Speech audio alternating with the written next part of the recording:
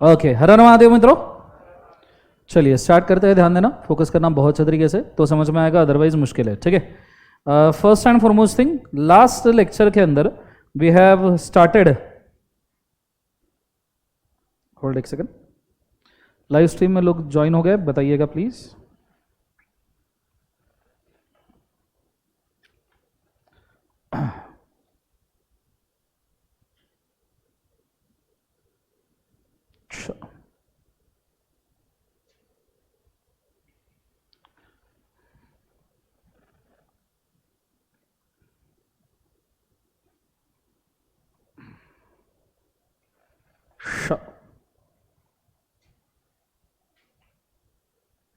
Okay, are you guys ready? Let's go. Recording शुरू करो। Okay, last lecture के अंदर we have started with the companies act, और substantially companies act का revision हमारा last lecture में खत्म हुआ है। 2-3 टॉपिक कंपनीज एक्ट के जो हमारे बाकी है वो अभी हम कवर करने वाले हैं, जिसके अंदर पहला है आर्टिकल ऑफ एसोसिएशन, उसका मीनिंग क्या है। दूसरा है डॉक्ट्राइन्स, जिसके अंदर doctrine of constructive notice, ultra vires and indoor management ये बाकी है। और फिर उसके बाद में सेक्शन 8 कंपनी का इनकॉर्पोरेशन हमारा बाकी है। Is it very clear? Yes और नो? बोर्ड के ऊपर ध्यान दीजिएगा, इमीडिएटली समझ में आएगा जो चीजें मैं मेंशन कर रहा हूं, सिर्फ फोकस कीजिएगा बहुत अच्छे से। ठीक है, सबसे पहले आज हम पढ़ने वाले हैं आर्टिकल ऑफ एसोसिएशन, बिकॉज बिना आर्टिकल ऑफ एसोसिएशन पढ़े हम डॉक्ट्राइन्स नहीं पढ़ सकते। क्या नहीं पढ़ सकते बोले एक बात से? डॉक्ट्राइन। सो मैं आर्टिकल ऑफ एसोसिएशन के लिए आपको एक चार्ट दिखाना चाहूंगा। आ जाइए, फोकस कीजिएगा बहुत अच्छे से। Let's go. अब आर्टिकल ऑफ एसोसिएशन आपके बुक के मॉड्यूल के अंदर जो डिफाइन किया गया है वो डिफाइन किया गया है कुछ केस लॉज के साथ में। ठीक है, और अगर इन केस वो डेफिनेशन आपको इनसफिशिएंट भी लिख रहे हैं तो भी केस लॉज आपने याद रखने चाहिए, बिकॉज ये केस लॉज आपको foundation as well as inter level पे काम में आएंगे। पहला डेफिनेशन दिया आर्टिकल ऑफ एसोसिएशन का, these are the internal control rules and regulation, मतलब कंपनी का इंटरनल कंट्रोल मैनेज करना है, रूल्स एंड रेगुलेशंस रखने हैं तो एओए बनाना जरूरी है। This was the case, that is Guinness versus Land Corporation of Ireland. मुझे एक बात बताइए, मैंने आपको लिखवा के दिया है, बोलो हाँ है ना? दूसरा, आर्टिकल ऑफ एसोसिएशन हमेशा मेमोरेंडम के सब्सिडरी करके वर्क करेंगे, मेमोरेंडम के नीचे वर्क करेंगे। So memorandum will always override article of क्या वाली बाजू से? Association, which was decided in the case of Ashbury Railway Company versus क्या वाली बाजू से? रिची। तीसरा, the article of association are Magna Carta, मतलब बायलॉज। कंपनी के बायलॉज होते हैं आर्टिकल ऑफ एसोसिएशन, और ऐसे सिचुएशन में ये डिसाइड किया गया है एसएस राजकुमार वर्सेस परफेक्ट कास्टिंग्स लिमिटेड के अंदर। Is it very clear? Yes और नो? और नेक्स्ट लास्ट वाला केस लॉ था दैट आर्टिकल ऑफ एसोसिएशन, इसको एग्रीमेंट माना जाता है मेंबर्स, कंपनी मेंबर्स इनके बीच में, जिसको हमने देखा था Naresh Chandra Sanyal versus Calcutta stock exchange वाले केस के अंदर। अगर आपको आर्टिकल के डेफिनेशन के बारे में पूछा गया तो आपने ये चारों चीजें लिखनी चाहिए। हो सके तो केस लॉ लिखना, लेकिन अगर आपका केस लॉ लिखना नहीं हो पा रहा हो तो इट इज रादर सजेस्टेड कि आपने एटलीस्ट डिसीजंस तो भी लिखने चाहिए चारों के चारों। मैं एक बार वापस से रिवाइज करवा दूं सबके लिए। पहला, ये इंटरनल कंट्रोल डॉक्यूमेंट है, Guinness versus Land Corporation of Ireland में बोला है। दूसरा, ये सब्सिडरी कंपनी, ये सब्सिडरी है मेमोरेंडम को, मतलब मेमोरेंडम को कॉम्प्लीमेंट करेंगे ये बोला गया है एशबरी रेलवे कंपनी। हालांकि एशबरी आपका डॉक्ट्राइन वाला भी केस है, कंपनी वर्सेस रिची के अंदर। और तीसरा, आर्टिकल ऑफ एसोसिएशन कंपनी का माग्ना कार्टा है, that is strictly top management ने उसको कंस्ट्रू करना चाहिए, ये बोला गया है एसएस राजकुमार वर्सेस परफेक्ट कास्टिंग्स के अंदर। और सबसे आखिरी, आर्टिकल ऑफ एसोसिएशन ये एग्रीमेंट करके वर्क करता है मेंबर्स डायरेक्टर्स के बीच में, मेंबर्स कंपनीज के बीच में, ये बोला गया है Naresh Chandra Sanyal versus Calcutta stock exchange limited. Is it very clear guys? बोलो हाँ है ना? फिर हमने ये देखा था कि आर्टिकल ऑफ एसोसिएशन में 2 टाइप के प्रोविजन होते हैं, एक होता है कॉमन प्रोविजन और दूसरे होते हैं एंट्रेंचमेंट प्रोविजन। एंट्रेंचमेंट प्रोविजन का मतलब होता है डीप रूटेड, लॉन्ग टाइम से एक्सेप्ट किए गए प्रोविजंस, जो चेंज करना मुश्किल ही नहीं, एज गुड एज नामुमकिन है। सो बेसिकली नॉर्मल जो आर्टिकल ऑफ एसोसिएशन के प्रोविजंस होते हैं वो कभी भी जनरल मीटिंग का स्पेशल रेजोल्यूशन पास करके अल्टर होंगे, पर एंट्रेंचमेंट प्रोविजन ये चेंज हो नहीं सकते। तो एंट्रेंचमेंट प्रोविजन के लिए पढ़ते हैं point number A, these are deep rooted provisions of the company followed over the ages. These are very difficult to be altered in any normal situation for a company. There are customary provisions accepted from the long run, ठीक है, for long going situations, जैसे आप हर साल Diwali bonus बांटते हो, ठीक है, that is a customary provision, इसे एंट्रेंचमेंट कहा जा सकता है अगर आर्टिकल में लिखा है। या फिर आपने कोई डायरेक्टर प्राइवेट या पब्लिक कंपनी में अपॉइंट किया लाइफ टाइम के लिए कि जिंदगी भर ये डायरेक्टर होना चाहिए। मैंने ओरिजिनल क्लास में फिनोलेक्स का केस स्टडी इसके लिए डिस्कस किया था, अगर आपको याद होगा तो, कि फिनोलेक्स में 2 डायरेक्टर अपॉइंट किए थे लाइफ टाइम के लिए, इंडस्ट्रीज के लिए एंड केबल्स के लिए। बोलो हाँ है ना। तो ये अगर ऐसे प्रोविजन है तो इन्हें एंट्रेंसमेंट प्रोविजन कहा जाता है। आर्टिकल ऑफ एसोसिएशन पूछा, ऊपर के 4 केसेस, नीचे के 2 प्रोविजंस के ABC पॉइंट, ये इतना आपने लिख लिया तो आपको पूरे मार्क्स मिल जाएंगे। Is it very clear? किसी को चाहिए तो इसके फोटो खींच के रखिए, ये आपके काम में आएंगे। ये मैंने लिखवा के दिया था ना क्लास में, हाँ है ना, लिखा होगा आपके पास। Is it? ये सुनो, एक बार फोटो खींच लीजिए जिनके पास नहीं है।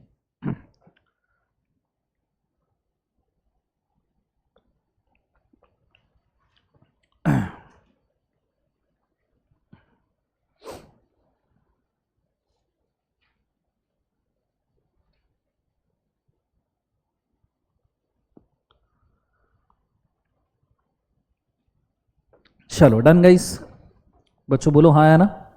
ओके, दूसरा फोटो खींच लीजिए सेकंड केस का। होल्ड, लेट मी, खींच लिया सबने? बोलो हाँ है ना। नेक्स्ट ये वाला फोटो खींच लीजिए रिगार्डिंग नॉर्मल प्रोविजन, एंट्रेंसमेंट प्रोविजन। लिख लिया सबने? बोलो हाँ है ना। चलो, सो यहाँ पे आपका आर्टिकल ऑफ एसोसिएशन का मीनिंग होता है क्या बोले, एक बार से खत्म। इसके बाद में हम गए थे डॉक्ट्राइन्स के ऊपर, याद है सबको डॉक्ट्राइन्स? ओके, डॉक्ट्राइन्स 3 टाइप के होते हैं। पहला डॉक्ट्राइन जो होता है उसे हम कहते हैं डॉक्ट्राइन ऑफ कंस्ट्रक्टिव नोटिस, ठीक है। दूसरा डॉक्ट्राइन है जिसको हम कहते हैं डॉक्ट्राइन ऑफ अल्ट्रा वायरस, और तीसरा डॉक्ट्राइन होता है जिसे हम कहते हैं डॉक्ट्राइन ऑफ इंडोर मैनेजमेंट।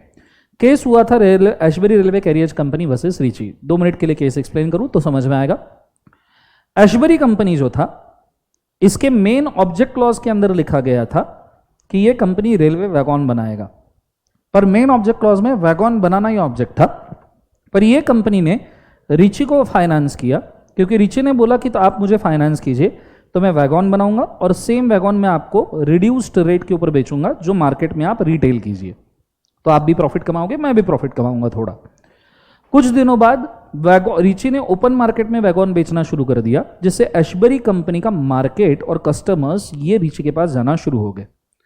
तब एशबरी कंपनी ने रीची के साथ किया हुआ ये फाइनेंस का कॉन्ट्रैक्ट वॉइड किया, और उसको अभी तक जितने वैगॉन्स उसने बेचे उसके ऊपर का प्रॉफिट भी एशबरी कंपनी ने क्लेम किया, ये कहते हुए कि हमारे मेमोरेंडम के खिलाफ जाके हमने आपको फाइनेंस किया है, विच इज नॉट वैलिड। आपको पता होना चाहिए कॉन्ट्रैक्ट वॉइड है, क्योंकि मेमोरेंडम आर्टिकल पब्लिक डॉक्यूमेंट। तो उन्होंने क्लेम किया रीची को पता होना चाहिए कि एशबरी कंपनी कॉन्ट्रैक्ट नहीं कर सकती, एंड इस वजह से कॉन्ट्रैक्ट वॉइड है, तो पूरा पैसा प्लस जितना प्रॉफिट उसने कमाया है वो वापस देना जरूरी है, ऐसा एशबरी कंपनी ने क्लेम किया। Are you understanding? बोलो हाँ है ना। तो मुझे एक सवाल का जवाब दीजिए, क्या यहाँ पे रीची ने पैसा वापस देना चाहिए? यस, क्योंकि this is called as doctrine of constructive notice and ultra vires. मतलब क्या है, तो जरा पॉइंट नंबर पढ़ना कंस्ट्रक्टिव नोटिस का। रेडी? 1 2 3 बोलो क्या है। The third party dealing with a company should have the knowledge about the memorandum and article of the company.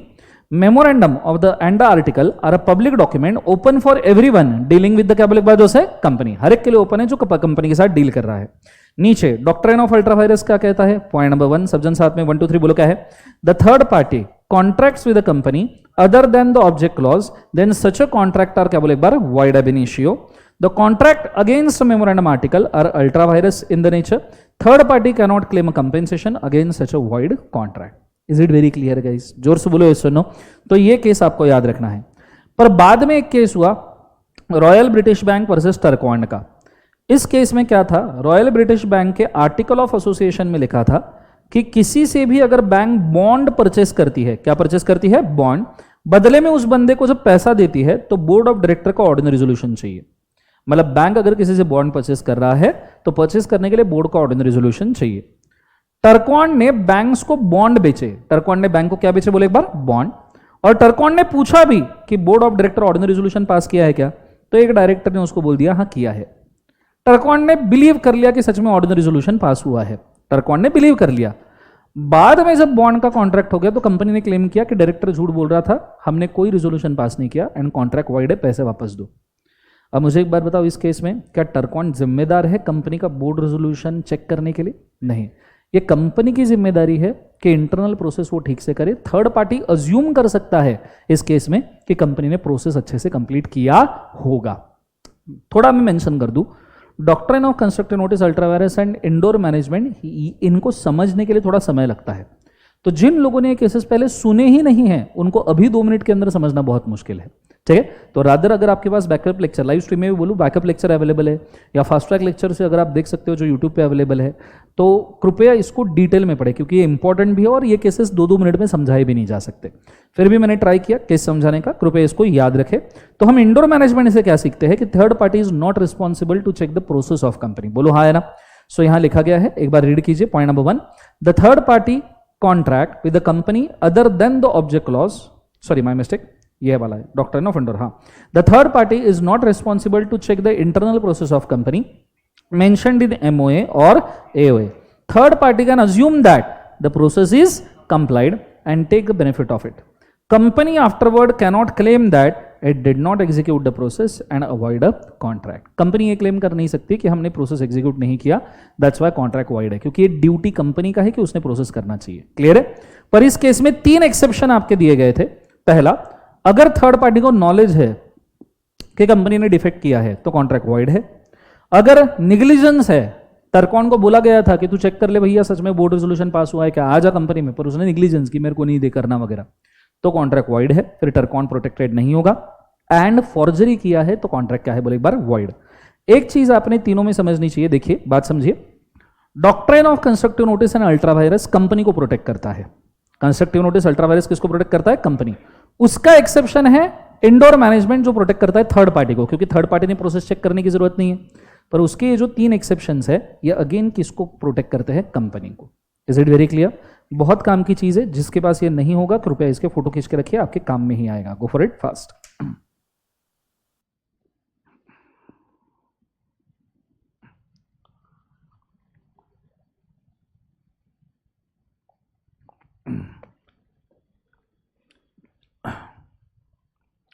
चलो, सबको समझ में आ रहा है गाइस?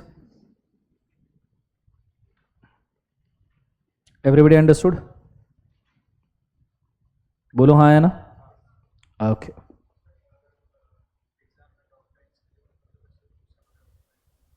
डिफाइंड डॉक्ट्रिन यही लिखना है, यही सब जो भी पूछा एग्जाम में यही लिखना है, there is nothing else. Is it very clear. तो यहाँ आर्टिकल ऑफ एसोसिएशन और डॉक्ट्राइंस दोनों के दोनों आपके होते हैं क्या, बोले एक बार उससे खत्म। यहां तक आइडिया क्लियर है बच्चों, बोलो हाँ है ना। अब जो आपके साथ बचता है वो है section 8 company. Is it very clear. तो एक बार मैं सेक्शन 8 कंपनी के लिए आपको पीपीटी दिखा दूं जिसके थ्रू आपको समझने में आसानी होगी।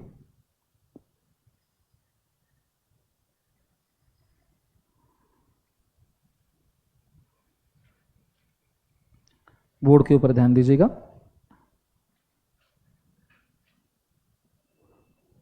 Are you guys ready? Okay, सबसे पहली बात, सेक्शन 8 कंपनी का मतलब क्या होता है ये पहले बोल दूं। सेक्शन 8 कंपनी के 3 मेन ऑब्जेक्ट होते हैं। पहला, ये कंपनी का मेन ऑब्जेक्ट चैरिटेबल होना चाहिए, जैसे बोर्ड के ऊपर लिखा है, एजुकेशन प्रमोट करना, रिसर्च एंड डेवलपमेंट प्रमोट करना, सोशल वेलफेयर प्रमोट करना, एनवायरमेंटल प्रोटेक्शन प्रमोट करना, चैरिटी, रिलीजियस डोनेशन जैसे मंदिर मस्जिद चर्च वगैरह बनाना, ये सब इस कंपनी के मेन ऑब्जेक्ट है। Are you understanding? बोलो हाँ है ना। दूसरा, इस कंपनी का इनकम बेसिकली यूज होना चाहिए फॉर दीज ऑब्जेक्ट्स ओनली। इस कंपनी का इनकम डिस्ट्रीब्यूट होने के लिए यूज नहीं होता, ऑब्जेक्ट के लिए ही यूज होता है। एंड तीसरा, कंपनी डिविडेंड नहीं बांट सकती। कंपनी खुद के शेयर होल्डर को डिविडेंड देगी क्या? नहीं। हाँ, ये डिवेंचर के ऊपर इंटरेस्ट दे सकती है, लोन दे सकती, लोन के ऊपर इंटरेस्ट दे सकती है, पर डिविडेंड डिस्ट्रीब्यूट करेगी क्या, बोले एक बार? नहीं।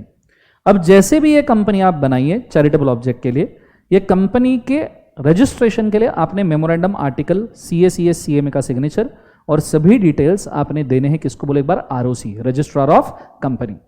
ये डिटेल देने के बाद ROC आपको 2 टाइप का लाइसेंस देता है। एक नेशनल लेवल का लाइसेंस दे सकता है कि भैया पूरे देश का भला कर दो, या स्टेट लेवल का लाइसेंस दे सकता है ROC के एक स्पेसिफिक राज्य के लिए कन्फाइंड आपको अप्रूवल मिलेगा।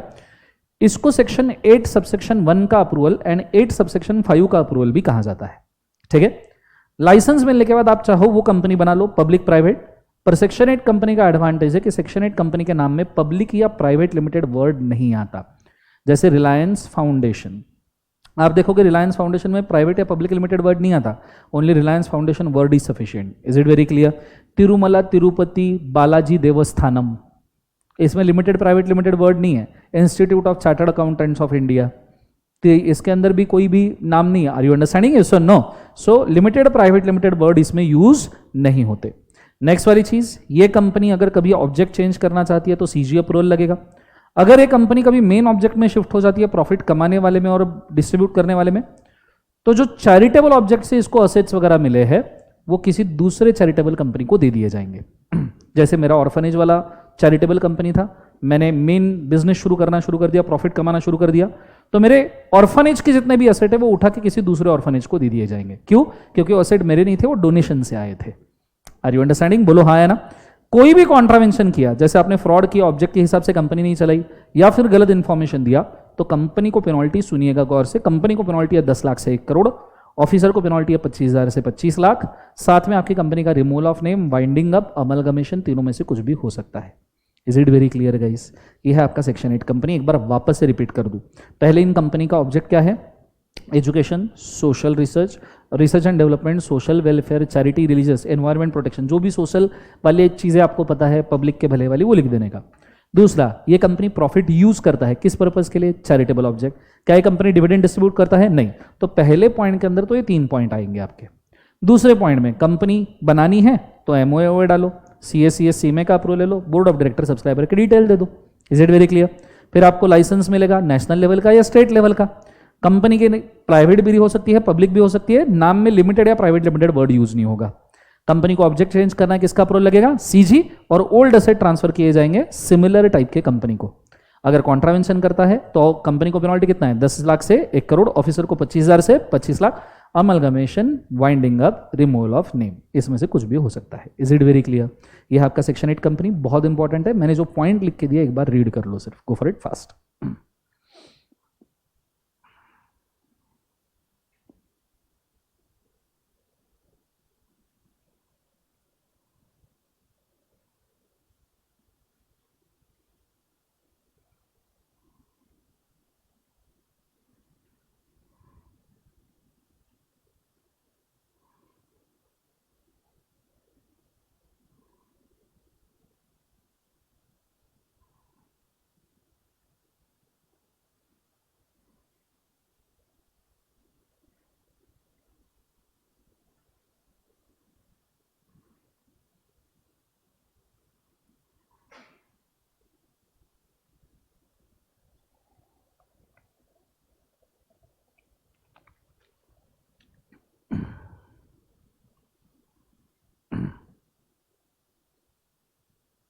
ओके, कंपनीज एक्ट के मैं अभी तक नहीं बोला, पर अभी से कुछ इंपॉर्टेंट टॉपिक मार्क करके दूं, और लास्ट लेक्चर में मैं कॉन्ट्रैक्ट सेल ऑफ गुड्स के भी मार्क कर दूंगा।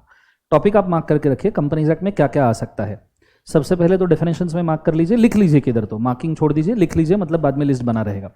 सबसे पहले डेफिनेशन में आप मार्क कीजिए OPC private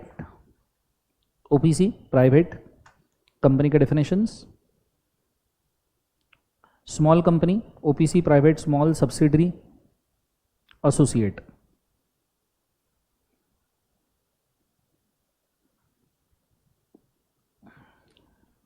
comma dormant, government, foreign. Definition में इतने आने चाहिए, वैसे तो बहुत सारे, पर इतने तो मिनिमम आने चाहिए। लिखा सबने? फिर दूसरा important, doctrines. Second important, doctrines. Memorandum के क्लॉजेस आज सच आपको डायरेक्ट क्वेश्चन आएगा तो सातों क्लॉजेस लिख सकते हो डायरेक्टली, तो उसको इंपॉर्टेंट में मार्क नहीं कर रहा, वो तो कभी भी लिख सकते हो, राइट? डॉक्ट्राइन्स, एओए के केसेस, आर्टिकल ऑफ एसोसिएशन, ठीक है। फिर उसके बाद में section 8 company and section 7 incorporation. Section 7 incorporation, इतनी चीजें मिनिमम आनी ही चाहिए। Is it very clear guys? बच्चों बोलो हाँ है ना, जोर से बोलो यस और नो। ओके, अब ये होने के बाद में यहां पे आपका कंपनीज एक्ट का डिस्कशन पूरा का पूरा होता है, क्या बोले, एक बाजू से खत्म।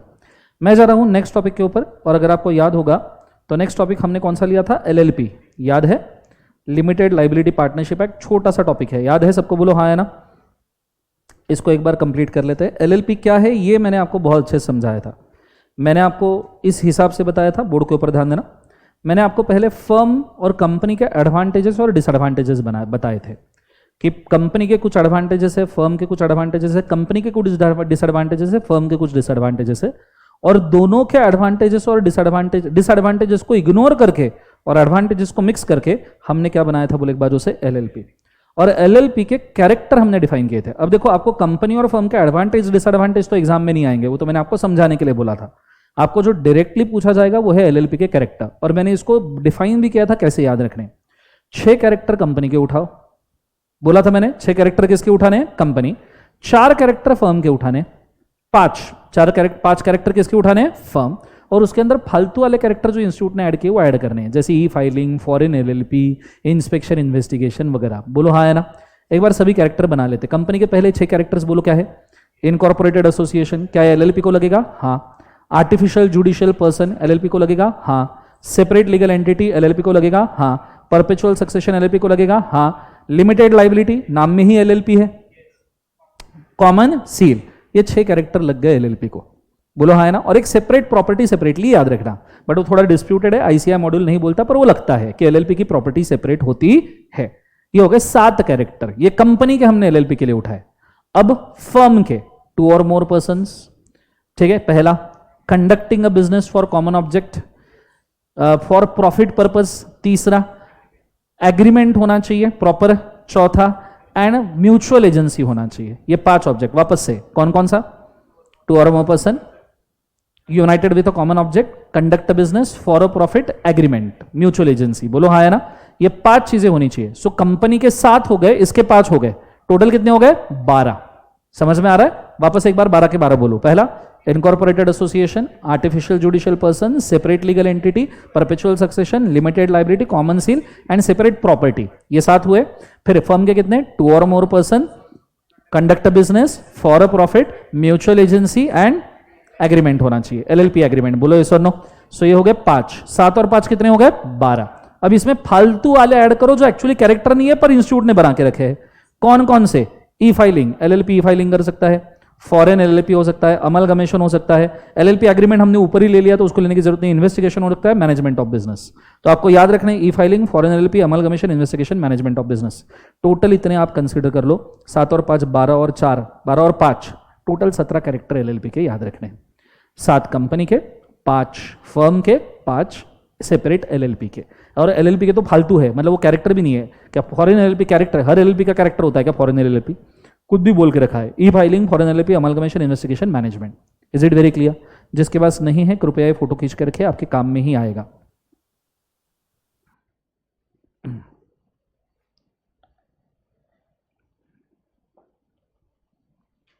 किस से बने, नीचे। ओके, कैरेक्टर इससे समझ में आया सबको, हाँ है ना। अब सिंपली आपको कंपनी के कैरेक्टर और फर्म के कैरेक्टर इधर लिखने हैं, जहां जहां फर्म और कंपनी वर्ड है उसको रिप्लेस करके एलएलपी लिखना है, बाकी सब same. Is it very clear. चल, ये चीज होने के बाद में मैं आगे बढ़ गया था। मैंने एलएलपी के इंपॉर्टेंट डेफिनेशंस आपको पढ़ा दिए थे, बोलो यस और नो। और इंपॉर्टेंट डेफिनेशंस के अंदर स्मॉल एलएलपी करके हमने एक डेफिनेशन पढ़ा था, स्मॉल कंपनी जैसा, याद है सबको, बोलो यस और नो। अब स्मॉल कंपनी की लिमिट्स क्या है मुझे बता सकते हो। पेडअप कैपिटल कितना, स्मॉल कंपनी का, स्मॉल कंपनी 50 लाख से लेके 2 करोड़ और 10 करोड़ से लेके 100 करोड़। बोलो हाँ है ना। 2 करोड़ से लेके 100 करोड़, माय मिस्टेक। 50 लाख से कितना, 2 करोड़, 50 लाख से 10 करोड़, माय मिस्टेक। 50 लाख से 10 करोड़ एंड 2 करोड़ से 100 करोड़। याद आया सबको, यस और no. So company small company का है पेडअप कैपिटल में 50 लाख से 10 करोड़, और इधर है कितना, 2 करोड़ से 100 करोड़।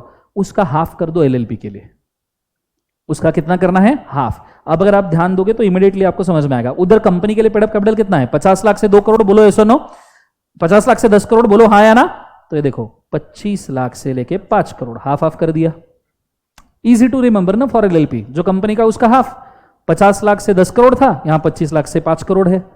उधर 2 करोड़ से 100 करोड़ था, तो यहां पे कितना, इधर इन्होंने थोड़ा सा और कम कर दिया है, 40 लाख रुपीज तो कितना, 50 करोड़ रुपीस। ठीक है। अब यहां पे 40 लाख वाला लिमिट इन्होंने थोड़ा सा और लिया है, पर 50 करोड़ तो 100 करोड़ का हाफ होता है। Is it very clear. जोर से बोले यस और नो। तो 40 लाख आपको थोड़ा सेपरेटली याद रखना है, पर बाकी सभी लिमिट क्या है बोले एक बार, half. Is it very clear. ये याद रखने के हिसाब से करंट सिचुएशन में एलएलपी के लिए कौन सी लिमिट बना के रखी है वो फिलहाल बोला नहीं है। अब आपने स्मॉल एलएलपी पूछा तो इतना लिख के आ जाना। अच्छा मुझे बताओ, ये लिमिट है या रेंज है, ये लिमिट है या रेंज है? वैसे ही रेंज। इसमें से लिमिट कौन सिलेक्ट करेगा? आपका MCA, ministry of corporate affairs. Is it very clear guys? सबको समझ में आ रहा है? चलो बहुत बढ़िया। ये चीज होने के बाद में हम आगे बढ़ गए थे, हमने देखा था मिनिमम नंबर ऑफ पार्टनर्स। याद है सबको? बोलो हाँ है ना। और मैंने आपको बोला था कि LLP के केस में मिनिमम कितने डेजिग्नेटेड पार्टनर होने चाहिए? 2। और इसके लिए मैंने एक केस दिया था। समझो LLP में पार्टनर 2 से कम हो जाते हैं तो LLP को कितने महीने का ट्रांजिशन मिलता है? 6 मंथ्स। बहुत इंपॉर्टेंट प्रोविजन है ये, इंटर लेवल पे कंपनी के लिए भी सेम प्रोविजन है, ठीक है, कि 2 से कम LLP के पार्टनर हो जाते हैं तो 6 महीने मिलेंगे। और अगर 6 महीने के बाद भी अगर आपके पार्टनर 2 से कम ही हैं तो जितने भी पार्टनर है उनकी लाइबिलिटी क्या हो जाएगी? Unlimited. LLP is limited liability.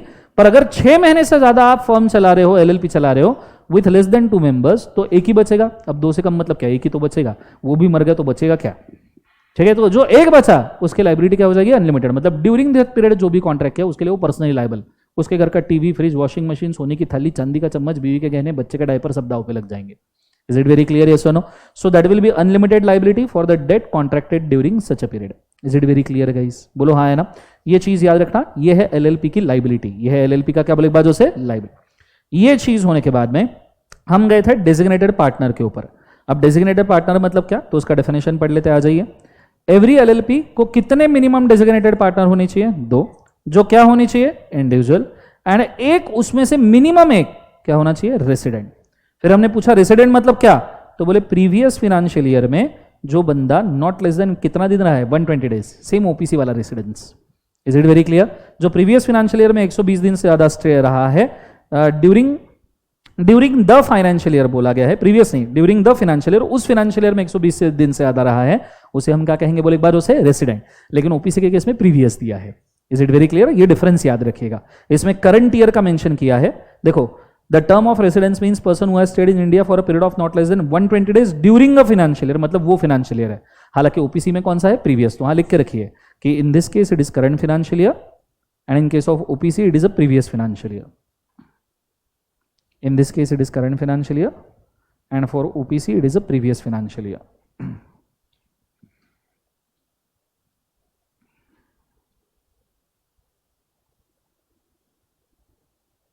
समझ में आ रहा है बच्चों?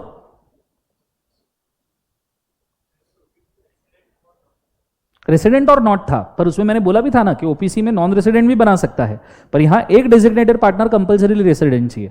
और उसमें रेसिडेंट और नॉट में अगर आप 120 डेज मान रहे हो तो सिर्फ इंफॉर्मेशन के लिए, ये भी बोला था मैंने कि वहां 120 डेज का एक रेसिडेंट अगर ये है मेंबर, तो सिर्फ इंफॉर्मेटिव पॉइंट ऑफ व्यू दिया है, that is not a condition. Is it very clear? चलो, ये होने के बाद में फिर LLP के उन्होंने कैरेक्टर दिए थे जो हमने याद कर लिए, और LLP के कैरेक्टर्स को उन्होंने एक्सप्लेन किया था। ठीक है, बोलो हाँ है ना। मैं चाहूंगा 2 मिनट लीजिए, सारे LLP के कैरेक्टर हमने एक्सप्लेन किए हैं, क्या चेक कीजिए एक बार, या फिर मैंने आपको होमवर्क दिया था लिखने के लिए, याद है? लिखा या नहीं लिखा? एक बार चेक कर लीजिए, रीड कर लीजिए, आपके पास पॉइंट है, नहीं तो मैं मॉड्यूल के अंदर दिखा रहा हूं, पढ़ लीजिए एक बार। Go for it fast.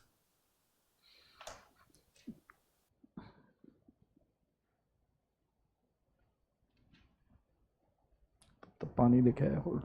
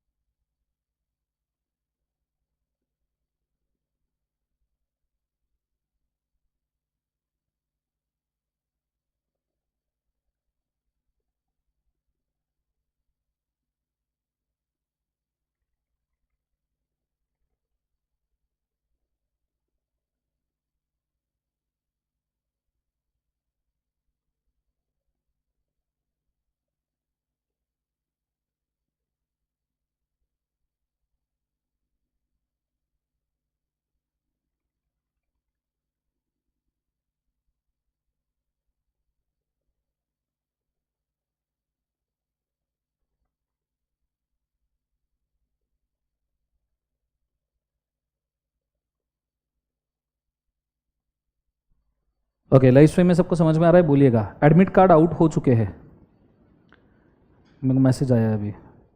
Admit card आए हैं ना? आई गेस आज आउट हो चुके हैं, आज तो साइट डाउन रहेगा फिर अगर आज रिलीज हुआ है तो, क्योंकि ट्रैफिक बढ़ जाएगा, इंस्टीट्यूट का साइट चलता नहीं है। 100 करोड़ का FD है पर साइट नहीं चलता। चलो डन एवरीबॉडी, बोलो हाँ है ना। एवरीबॉडी फटाफट रीड कर लीजिए।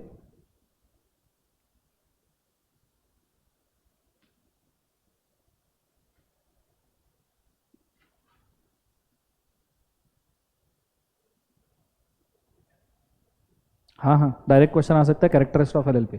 अगर आपको 4 मार्क का क्वेश्चन है कैरेक्टरिस्टिक्स ऑफ एलएलपी, तो सिर्फ एक एक लाइन के अंदर एक एक कैरेक्टर लिख के चल जाने का, ठीक है।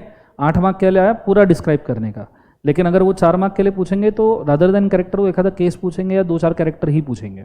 ऐसा नहीं होगा कि बहुत सारे पूछ लिए। 4 कैरेक्टर, 4 मार्क के लिए 4 कैरेक्टर पूछे डिटेल में लिखने का, 4 मार्क के लिए पूरे पूछ लिए 12-15, तो सिर्फ एक एक लाइन में एक एक कैरेक्टर लिख के खत्म करने का, और 8 मार्क के लिए पूछा पूरा डिस्क्राइब करने का, ठीक है।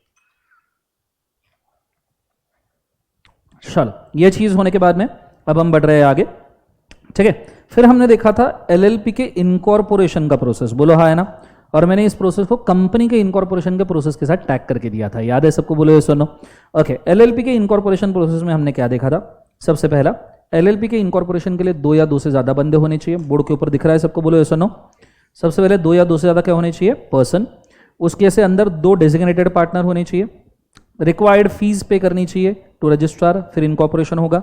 कौन कौन से डॉक्यूमेंट फाइल करोगे, सबसे पहले फाइल इनकॉर्पोरेशन डॉक्यूमेंट, मतलब जैसे एमओए एओए कंपनी के लिए होता है, एलएलपी के लिए आपने LLP agreement, LLP bylaws file करने चाहिए। वहाँ सीएसीएस सीएमए का अप्रूवल है, यहाँ पे भी सीएसीएस सीएमए का अप्रूवल है। वहाँ सब्सक्राइबर के डिटेल्स है, यहाँ पे भी सब्सक्राइबर के डिटेल्स है कि एलएलपी के कैपिटल में किसने सब्सक्राइब किया। वहाँ रिक्वायरमेंट है रूल्स और रेगुलेशन कंप्लाई करने के, यहाँ पे भी रूल्स एंड रेगुलेशन कंप्लाई करने की रिक्वायरमेंट है, बोलो हाँ है ना। फिर उसके बाद में इनकॉर्पोरेशन डॉक्यूमेंट, नीचे आपने नेम देना है, प्रपोज बिजनेस एलएलपी का क्या है, एड्रेस क्या है रजिस्टर्ड ऑफिस का, नेम एंड एड्रेस एलएलपी। मतलब आप सिंपली देखो तो एमओए के ही सारे क्लॉजेस आपने बोलने हैं, name, object, registered office, capital, subscription, liability, वही लिखे और क्या है वो, ठीक है।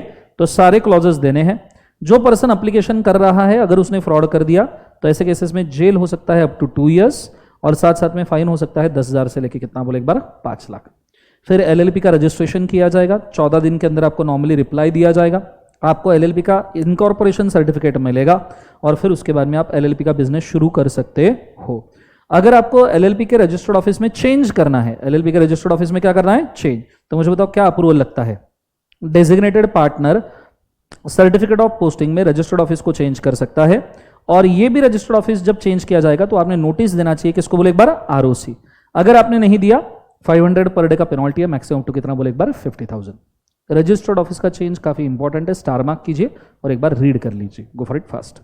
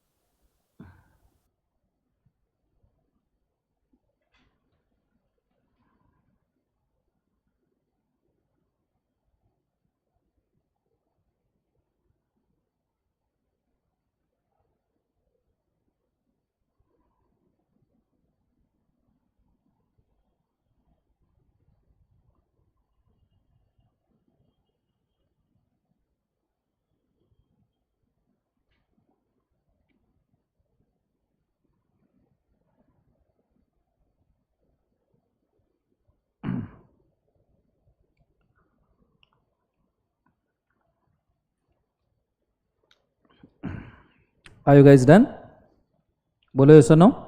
चलो, ये होने के बाद में नेम एप्लीकेशन एलएलपी का हमने डिस्कस किया था, याद है सबको, बोलो हाँ है ना। और नेम एप्लीकेशन के लिए मैंने आपको टाइमलाइन दिया था कि अगर आपने 1 जून 2025 को नाम के लिए अप्लाई किया, 1 जून 2025, तो आपने कितने ऑप्शंस देने चाहिए नेम के, डायग्राम ड्रॉ किया है क्या, कितने ऑप्शन देने चाहिए नेम के, 6 ऑप्शन। 6 में से कितना सिलेक्ट किया जाएगा, 1, उसे कहते हैं रन। रन मतलब रिजर्वेशन ऑफ यूनिक नेम। ये नाम आपके लिए कितने दिन तक के अवेलेबल है, 3 महीने। विद इन 3 मंथ्स आपने एलएलपी के इनकॉर्पोरेशन का प्रोसेस करना है, मतलब वो 7 स्टेप्स जो हमने लिखे, बोलो हाँ या ना, या फिर 5 स्टेप्स जितने अपने कंसिडर किए फॉर इनकॉर्पोरेशन के लिए डिटेल में। और अगर आपने ये 3 महीने के अंदर इनकॉर्पोरेशन किया एलएलपी का तो सेम नाम मिलेगा, नहीं किया तो आपका रन लैप्स हो जाएगा, मतलब जो आपके लिए नाम रिजर्व किया है वो खारिज हो जाएगा। Are you understanding. इसी को यहाँ पे वर्ड फॉर्म में हमने दिया है, reservation of name. Person want to make an application which such a fees can apply in a prescribed mode for reservation of name for proposed LLP। उस case में बोला गया है कि आपका जो नाम है प्रपोज चेंज इन नेम वो आपके लिए रिजर्व किया जाएगा, और 3 महीने के पीरियड तक के रिजर्व रहेगा। कितने महीने के पीरियड तक के, 3, अगर एक्सेप्ट हो गया तो। और अगर आपने 3 महीने के अंदर वो नाम नहीं रखा तो आपका नाम क्या हो जाएगा, बोले एक बार उसे लैप्स, ठीक है। May be rejected on any grounds referred to in subsection 2, अब रिजेक्शन बोला है उन्होंने रन के लिए, ठीक है। दूसरी बात, एलएलपी का नाम कैसा नहीं होना चाहिए, एलएलपी का नाम अनडिजायरेबल नहीं होना चाहिए। अनडिजायरेबल मतलब सिमिलर, डिसिजिव, अब्यूजिव, ऐसे अजीब नाम नहीं चलेंगे, नहीं नाम में गाली वगैरह नहीं चलेगी, आई चगावत LLP, it's not allowed. Is it very clear? Similar भी नाम नहीं चलेगा, जैसे लाइफ इंश्योरेंस कोऑपरेशन एलएलपी, जैसे लाइफ इंश्योरेंस कॉर्पोरेशन है, तुमने लिखा लाइफ इंश्योरेंस कोऑपरेशन एलएलपी, नहीं चलेगा। तो ऐसे सिमिलर डिसिजिव नाम नहीं चाहिए। एग्जिस्टिंग कंपनी के नाम या ट्रेडमार्क वगैरह से मैचिंग नहीं होनी चाहिए। Is it very clear? बोलो हाँ है ना। तो अमेजॉन जैसे कंपनी है, तुमने नाम रखा अमेजेवन, you can not keep such names. Is it very clear? ये चीज को याद रखिएगा। फिर एलएलपी का नेम चेंज के लिए उन्होंने पीरियड दिया है कि अगर आप एलएलपी का नाम सिमिलर सा रखते हो तो भी आपको 3 महीने का नोटिस दिया जाता है आपका नाम चेंज करने के लिए। With in that 3 months you should change the name of क्या बोले बाजू से LLP. Is it very clear? अब नेम की, अभी जो मैं एलएलपी के बारे में ये जो सब चीजें पढ़ा रहा हूँ ये काफी प्रोसीजरल है, रादर इसके अंदर थेरी ज्यादा इन्वॉल्व है और ज्यादा से ज्यादा पॉइंट आपको याद करने पड़ेंगे। Is it very clear? मैं रादर रिकमेंड करूंगा कि इसको शांति से चाहिए तो 2 मिनट लीजिए पर पूरा पढ़ लीजिए, क्योंकि मैं बोलते वक्त एनालिटिकल पॉइंट बोल पाऊंगा, थेरोटिकल पॉइंट आपको ही पढ़ने पड़ेंगे। Is it very clear? Go and read this right now, go for it fast. 2 minute के अंदर पढ़ लीजिए पूरे नेम क्लॉज के पॉइंट्स, मैंने लिखवा के दिए हैं पूरे के पूरे। Is it? हाँ, चार्ट का फोटो चाहिए, लिख लीजिए, ले लीजिए।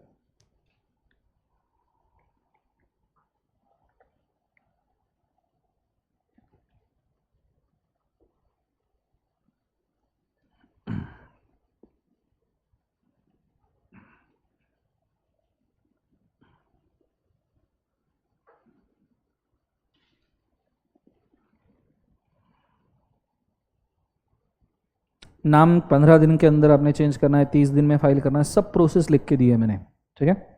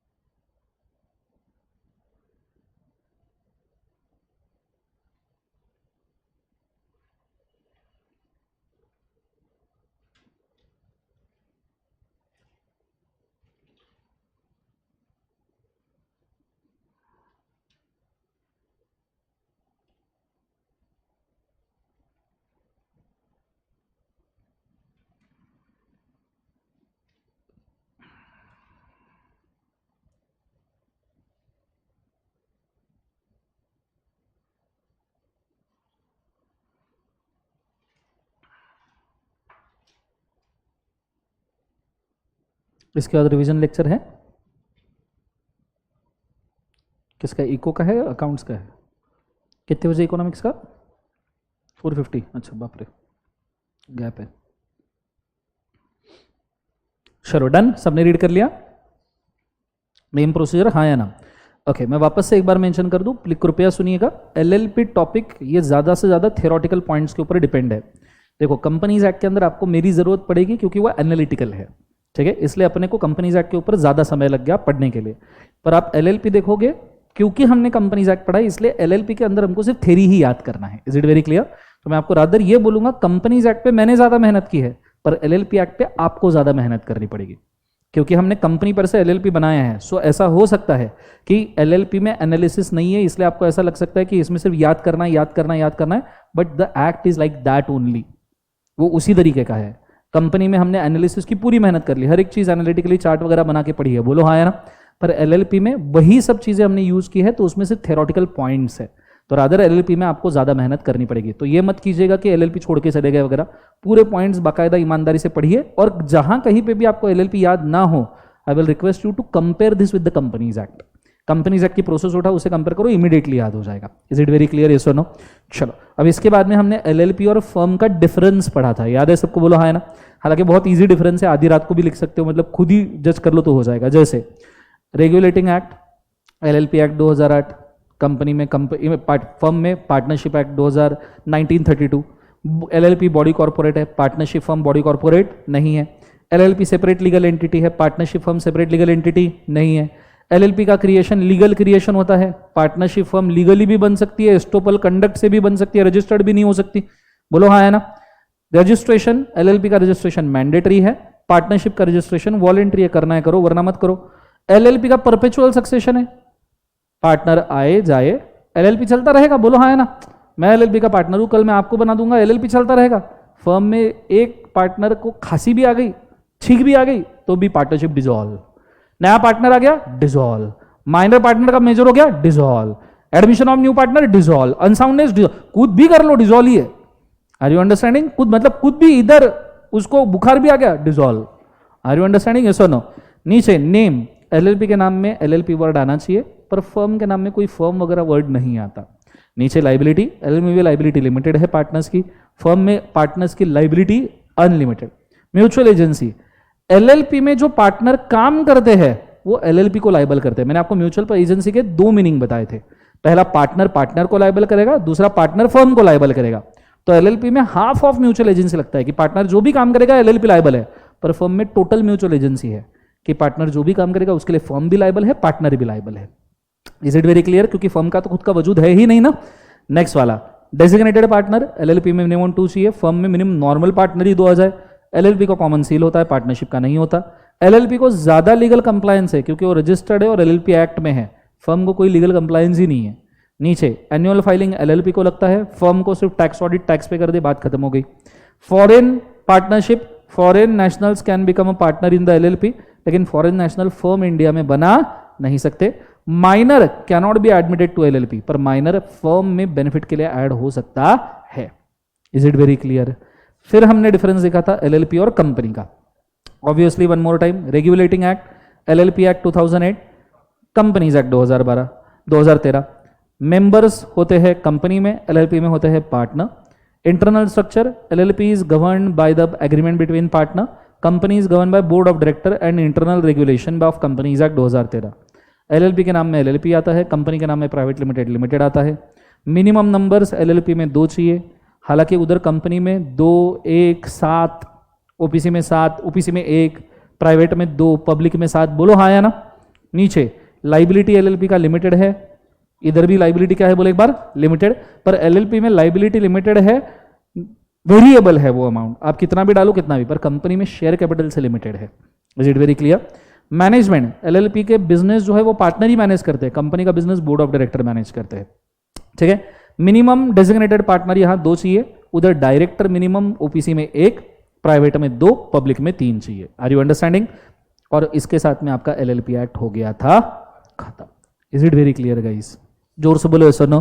तो यहाँ पे आपका एलएलपी एक्ट भी खत्म होता है। बहुत जल्दी एलएलपी का रिवीजन कंप्लीट हो गया, क्योंकि जैसे मैंने बोला एलएलपी में ज्यादा मेहनत किसको करना पड़ेगा? आपको थ्योरी पॉइंट याद करने पड़ेंगे, एनालिटिकल पॉइंट कम है, इसलिए बहुत जल्दी रिवीजन खत्म हुआ। आप कंपनीज में एनालिटिकल पॉइंट ज्यादा थे इसलिए लंबा रिवीजन चला, कॉन्ट्रैक्ट में बहुत ज्यादा थी इसलिए बहुत लंबा रिवीजन चला। Is it very clear? Yes और नो? तो ये चीज को याद रखिएगा। अब हम जा रहे हैं नेक्स्ट लॉ के ऊपर। नेक्स्ट लॉ कौन सा है बोलो? नेगोशिएबल इंस्ट्रूमेंट एक्ट, अपना आखिरी लॉ।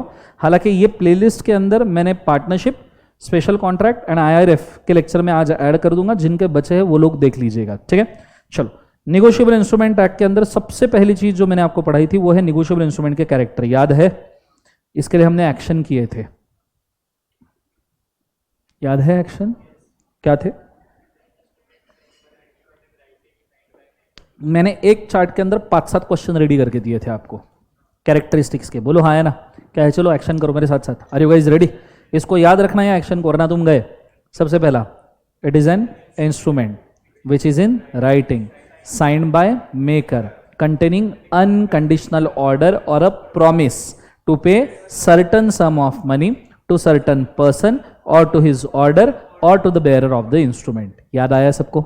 एक बार वापस से कर लो।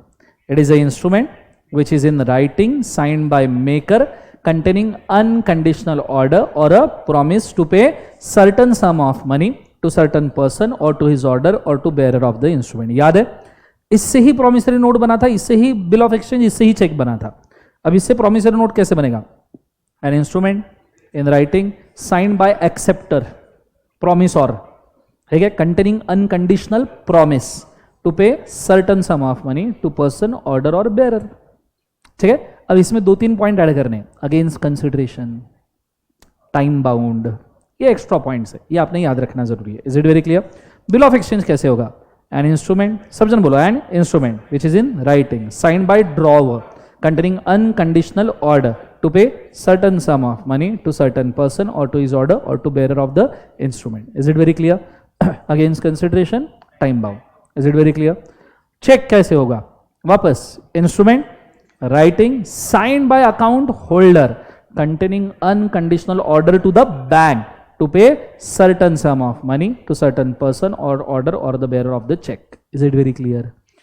इसके मैंने कैरेक्टर डिस्कस किए थे और ये कैरेक्टर में सबके, अब देखो कितने question, definition of negotiable instrument, definition of bill of exchange, ठीक है, definition of promissory note, definition of cheque, 4 तो डेफिनेशन कवर हो गए, characteristics of bill of exchange, characteristics of promissory note, characteristics of cheque, 3 character, 7 question एक chart में cover हो जाएंगे। Is it very clear? 7 question, और निगोशिएबल इंस्ट्रूमेंट में 60-70% portion यही है कि इसको कवर कर लो, खत्म ही हो जाता है as good as. Is it very clear?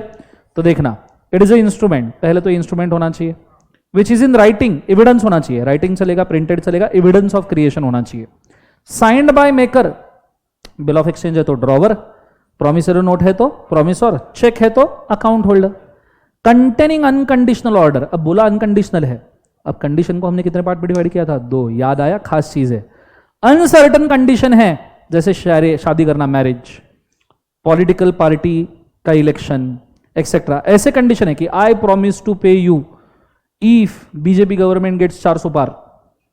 Are you understanding? Uncertain condition है तो क्या ये प्रॉमिसरी नोट वैलिड है? नहीं। पर अगर सर्टन कंडीशन है, जैसे डेथ, सनसेट, सनराइज, अगर सर्टन कंडीशन के ऊपर प्रॉमिसरी नोट या बिल ऑफ एक्सचेंज या चेक है तो वैलिड है।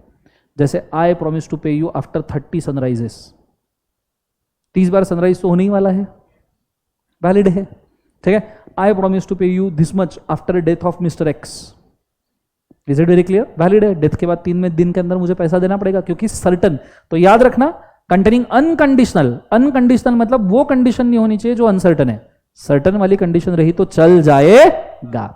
सबको समझ में आ रहा है? जोर से बोलो यस और नो। तो ये चीज को आपने याद रखना, certain condition is valid, uncertain condition is invalid, ठीक है। नीचे to pay certain sum of money, अब मनी को हमने 2 पार्ट में डिवाइड किया था, पहले सर्टन सम, दूसरा मनी। सर्टन सम मतलब फिक्स अमाउंट होना चाहिए, दूसरा capable of being made fixed होना चाहिए। For example I promise to pay you 1 lakh और द अमाउंट यू डिसाइड, ये प्रॉमिसरी नोट नहीं है। I promise to pay you 1 lakh and amount decide, ये प्रॉमिसरी नोट, हाँ ये ठीक है। I promise to pay you 1 lakh and 10% of interest after 3 months, ये 1 लाख सर्टन है, 10% interest capable of being made certain है। या आई promise to pay you amount decided by registered valuer, capable of being made certain, registered valuer value देगा, मैं पे कर दूंगा, बोलो हाँ या ना, ये चल जाएगा, ठीक है। दूसरा मनी ही होना चाहिए, I promise to pay you money, I promise to pay you furniture is not a promissory note, is not a bill of exchange. Is it very clear? एक तो amount certain, capable of being made certain, और पैसा ही होना चाहिए। Next वाला, to certain person, person में 7 लोग आते हैं, किसी भी पर्सन को दे सकते हो, individual, HOF, firm, AOP, BO, artificial judicial person, local authority, municipal corporation, branch office, agency, किसी का भी नाम लिख दो, चल जाएगा, वैलिड है इंस्ट्रूमेंट, ठीक है। नेक्स्ट वाला, ठीक है, to certain person against a consideration, negotiable instrument हमेशा अगेंस्ट कंसिडरेशन वैलिड है। डोनेशन वाला निगोशिएबल इंस्ट्रूमेंट वैलिड नहीं रहता, बदले में कुछ आना चाहिए, ठीक है। जैसे मैं बिल ऑफ एक्सचेंज दे रहा हूं, बदले में गुड्स या सर्विसेज आनी चाहिए, प्रॉमिसरी नोट दे रहा हूं, बदले में गुड्स सर्विसेज, कुछ तो आना चाहिए, तो bill of exchange promissory note valid है। डोनेशन के लिए वैलिड नहीं है, हाँ, पर डोनेशन के लिए एक चीज एक्सेप्शन है, वो है चेक। आप चेक से डोनेशन दे सकते हो, पर आप डोनेशन के लिए बिल ऑफ एक्सचेंज या प्रॉमिसरी नोट नहीं दे सकते। Is it very clear guys? जोर से बोलो यस और नो, समझ में आ रहा है? नेक्स्ट वाला, which should be time bound. Time bound मतलब 2 टाइप से इंस्ट्रूमेंट रहता है, बहुत अच्छे से सुनिएगा, ये काम का है। 2 टाइप के इंस्ट्रूमेंट रहते हैं, at sight, after certain period. At sight मतलब I promise to pay you 1 lakh at sight, at sight मतलब जब तुम मांगोगे तब देना पड़ेगा, उसे ऑन डिमांड कहते हैं। एट साइट मतलब जब देखो तब मांग लो। सो आई प्रॉमिस टू पे 1 लाख एट साइट मतलब जब तुम मांगोगे मैं दे दूंगा, क्लियर है कंसेप्ट। ऑन डिमांड मतलब I promise to pay you after 3 months, after 3 months is certain period. Is it very clear? So time bound होना चाहिए इंस्ट्रूमेंट, आफ्टर सर्टन टाइम हो सकता है या एट साइट हो सकता है, मतलब ऑन डिमांड हो सकता है। एंड डिलीवर टू पेई, इंस्ट्रूमेंट ये पेई को डिलीवर कर देना चाहिए। Is it very clear guys? बच्चों समझ में आ रहा है पक्का? जोर से बोलो सुनो। तो ये चीज़ को आपने याद रखना चाहिए। इतने आप कैरेक्टर याद रखो, आपके 7 क्वेश्चन रेडी हो जाएंगे। एक बार वापस से एक्शन कर लो। एन इंस्ट्रूमेंट, इंस्ट्रूमेंट राइटिंग में होना चाहिए, मतलब एविडेंस होना चाहिए। साथ में एक कैरेक्टर भी बोलो थोड़े थोड़े। इंस्ट्रूमेंट मतलब इंस्ट्रूमेंट होना चाहिए, डॉक्यूमेंट। इन राइटिंग मतलब एविडेंस होना चाहिए। Signed by maker, drawer, acceptor, promise और containing. Signed by maker containing unconditional order. Condition 2 part में, सर्टन, अनसर्टन। सर्टन रहेगा चलेगा क्या? यस। अनसर्टन रहेगा चलेगा? नहीं। कंटेनिंग अनसर्टन ऑर्डर और a promise to pay certain sum of money. Certain sum of money में कितने? 2। पहला अमाउंट, दूसरा मनी। मनी मतलब मनी ही चाहिए, फर्नीचर वगैरह नहीं चलेगा। और सर्टन के अंदर 2, एक्चुअल अमाउंट या capable of being made certain, जैसे इंटरेस्ट वगैरह। क्लियर है? Certain sum of money to certain person. 7 लोगों में से किसी का भी नाम लिखो। और टू हिज ऑर्डर और to bearer of the instrument. बोलो हाँ या ना? Is it very clear? पर अगेंस्ट क्या होना चाहिए? Consideration. Is it very clear? बोलो हाँ या ना? टाइम बाउंड होना चाहिए। टाइम बाउंड में कितने हैं? 2। एट साइट मतलब on demand, and after certain period मतलब 3 मंथ्स। बोलो यस और नो? और सबसे आखिरी डिलीवर्ड टू किसको बोले एक बार? पे। पे को आपने इंस्ट्रूमेंट दिया नहीं तो उसे वैलिड माना नहीं जाएगा। क्लियर है? जिस जिसको चाहिए इसका फोटो खींच के रख सकता है, आपके काम में ही आएगा। एक चार्ट 7 क्वेश्चंस। कौन सा? हाँ, title of holder of instrument is free, मतलब फ्री फ्रॉम चार्ज रहना चाहिए। वो नॉर्मल है, मतलब वो एग्जाम में नहीं भी लिखा तो भी चल जाएगा। It's okay. लिखा तो भी ठीक है, नहीं लिखा तो भी ठीक है। ठीक है, ये भी फोटो खींच लीजिए।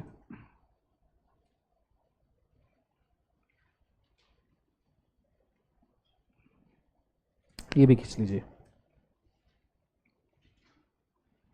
Done guys. यहां पे हमारे कैरेक्टर हो गया। अब इसमें कितना सारा कंटेंट हमारा खत्म हो गया। ठीक है, देखो कैरेक्टरिस्टिक्स हो गया, टाइप्स हो गया। ठीक है, ये सब चीजें आपको पता होनी चाहिए। ठीक है, फिर उसके बाद में प्रॉमिसरी नोट और बिल ऑफ एक्सचेंज का डिफरेंस आया था, याद है सबको? बोलो हाँ है ना? चलो, दोनों की डेफिनेशन लिख सकते हो जो मैंने बोला, डेफिनेशन बना के दी ना? हाँ है ना? दूसरा, nature of instrument. Promissory note is promise to pay money, bill of exchange is order to pay money. क्या डिफरेंस है? वाह वाह। प्रॉमिसरी नोट में parties maker payee, bill of exchange में drawer drawee payee. Acceptance, promissory note बंदा खुद ही बनाता है, खुद ही एक्सेप्ट करता है। बिल ऑफ एक्सचेंज ड्रॉवर बनाता है, ड्रॉई एक्सेप्ट करता है। ये कोई डिफरेंस है क्या?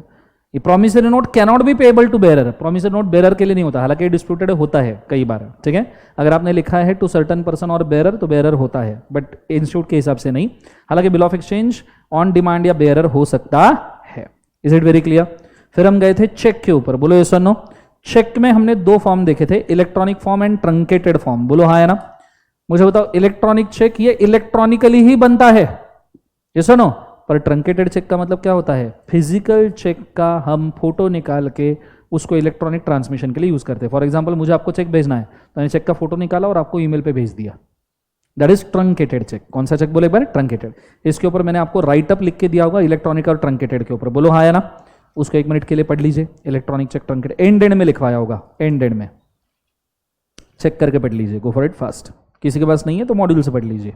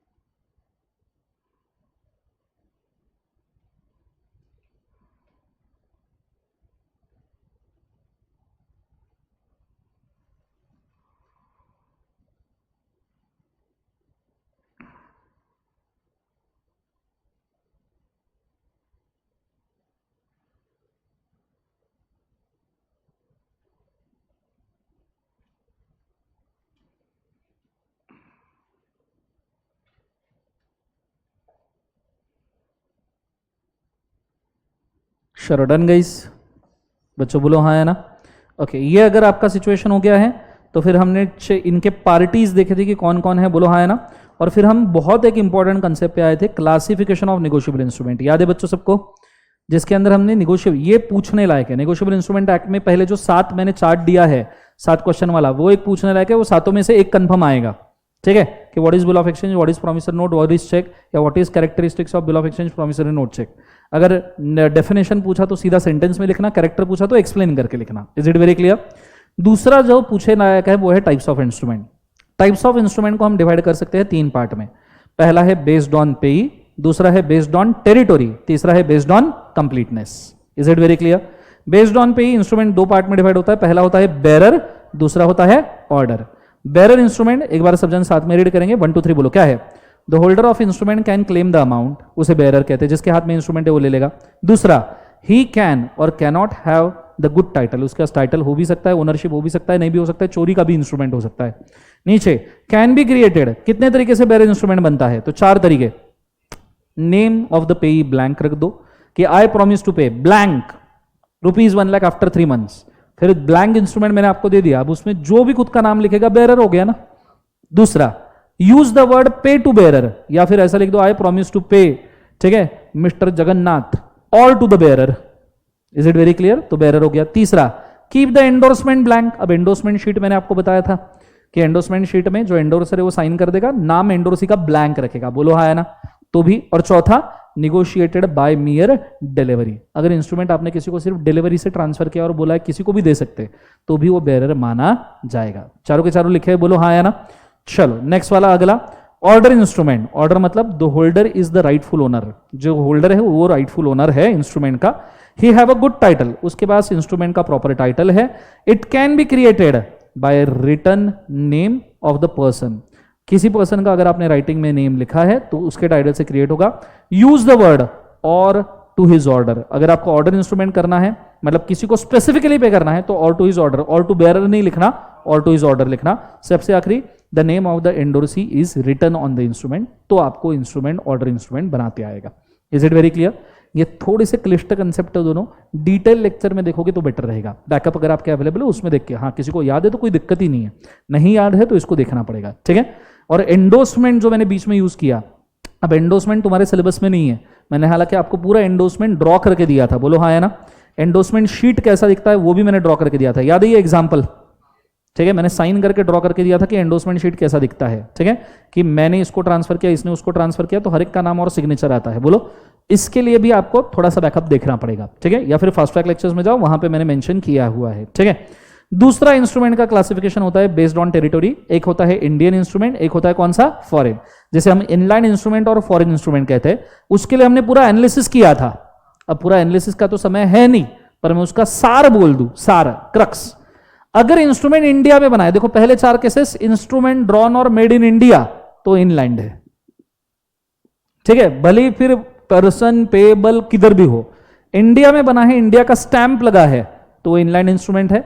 लेकिन इंस्ट्रूमेंट फॉरेन में बना है, फॉरेन का स्टैंप लगा है, पेई वेई किधर का भी हो कोई फर्क नहीं पड़ता, वो इंस्ट्रूमेंट कौन सा है, फॉरेन, बस इतना दिमाग में रखो। बाकी फिर पेई वेई की तरफ जाने की जरूरत ही नहीं, मैंने उसमें एक्चुअली पूरे परम्यूटेशंस करके रखे हैं कि कैसे इसको समझना चाहिए, हालांकि समझाया भी है, पर उसका मैकेनिकल क्रक्स मैं आपको दे रहा हूं क्योंकि इतना समय अपने पास नहीं है, ठीक है। तो इंडिया में बना है इनलैंड, फॉरेन में बना है फॉरेन, ये आपका टेबल आपके पास में ड्रॉ किया होगा। हालांकि उस वक्त हमने हर एक केस इसमें से 8 के 8 केसेस डिस्कस किए थे। Is it very clear? Simple, India का स्टैंप लगा है इंडियन, फॉरेन का स्टैंप लगा है फॉरेन, ठीक है। किसी को चाहिए तो इसका फोटो खींच के रखिए, इसमें इनलैंड और फॉरेन इंस्ट्रूमेंट का एनालिसिस पूरा है। किस लिए सबने बोलो हाँ है ना, एवरीबॉडी यस और नो। चलो नेक्स्ट वन, अगला।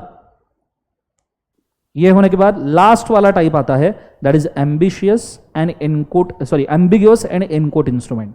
नाउ एम्बिगियस और इनकोट इंस्ट्रूमेंट के लिए मैंने आपको ब्रीफ दिया था, पहले समझा दूं, बाद में आपने इसको रीड करना चाहिए। एम्बिगियस इंस्ट्रूमेंट मतलब ऐसा इंस्ट्रूमेंट जो वेग है, बोलो हाँ है ना। अरे याद है क्या, किधर गया वो, हाँ, एम्बिगियस इंस्ट्रूमेंट, ऐसा इंस्ट्रूमेंट जो वेग है, जिसके अंदर आपने टर्म्स एंड कंडीशन या जिस तरीके से इंस्ट्रूमेंट बनाया वो इंस्ट्रूमेंट ही वेग है, लीगली वैलिड नहीं हो सकता, इज एम्बिगियस। इनकोट इंस्ट्रूमेंट मतलब इंस्ट्रूमेंट पूरा है, पर उसके ऊपर जो स्टैंप लगाया है ना, स्टैंप, वो स्टैंप इंस्ट्रूमेंट का वैल्यू कवर नहीं कर रहा। फॉर एग्जाम्पल, नॉर्मली ऐसा कहा जाता है जितने का इंस्ट्रूमेंट होता है उसके 6% का स्टैंप लगना चाहिए। तो अगर आप 10 लाख का इंस्ट्रूमेंट दे रहे हो किसी को, तो 6% 60,000 का स्टैंप लगना चाहिए।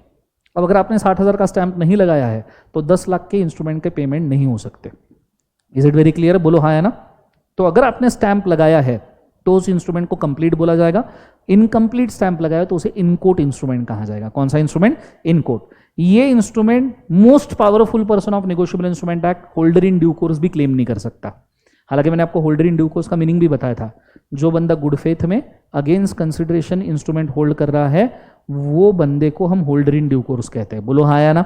और ये बंदा भी इनकोट इंस्ट्रूमेंट को कंप्लीट नहीं करेगा। फॉर एग्जाम्पल, मैंने आपको इंस्ट्रूमेंट दिया स्टैंप लगा के, और वो स्टैंप वैल्यू कवर कर रहा है 5 लाख का। वो आप स्टैंप कितने का वैल्यू कवर कर रहा है? 5 लाख। ये इंस्ट्रूमेंट आपने आगे एंडोर्स किया, पर इंस्ट्रूमेंट के ऊपर लिख के दिया 7 लाख। मैंने ब्लैंक रखा था, 5 लाख का स्टैंप लगाया था, आपने आगे लिख के दिया 7 लाख। तो जिसके पास इंस्ट्रूमेंट गया ना वो मैक्सिमम 5 लाख ही क्लेम करेगा। जिसके पास इंस्ट्रूमेंट गया वो मैक्सिमम कितना क्लेम करेगा? 5 लाख, बिकॉज वो स्टैम्प से कवर्ड है। इसे इनकोट इंस्ट्रूमेंट कहते हैं। ठीक है। अब एम्बिग्यूअस और इनकोट के ऊपर मैंने नोट लिखवा के दिया है, मैं रिक्वेस्ट करना चाहूंगा एक बार उसको डिटेल में रीड करो क्योंकि वो काम का है। गो फॉर इट फास्ट।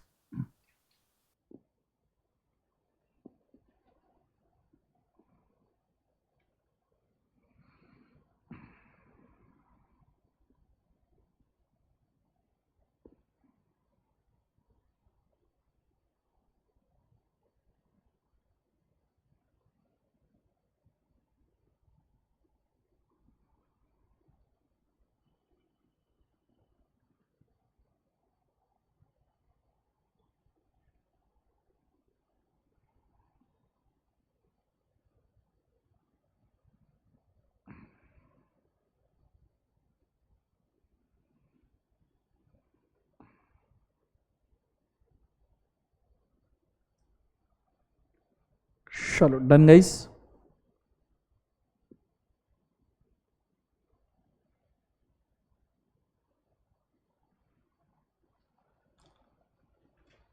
बच्चों हो गया सबका?